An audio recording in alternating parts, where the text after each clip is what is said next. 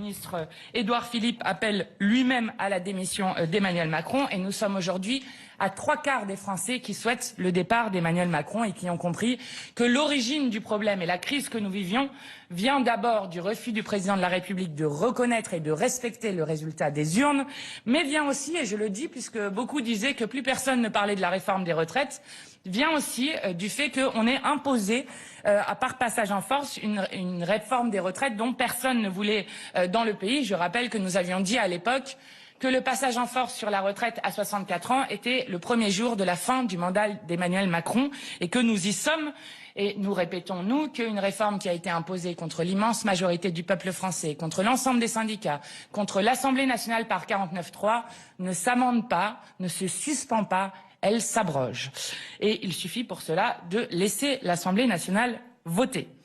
Il faut donc prendre le problème à la racine. Nous redisons donc qu'Emmanuel Macron doit partir et nous allons redéposer une motion de destitution qui, vous le savez, a été rejetée la semaine dernière en bureau du fait du Rassemblement national qui a refusé de voter pour la recevabilité de cette motion de destitution. C'est donc la deuxième fois en moins d'un an que Marine Le Pen et ses amis sauvent Emmanuel Macron. Donc nous continuerons à pousser dans ce cas-là et nous sommes prêts évidemment à toutes les hypothèses.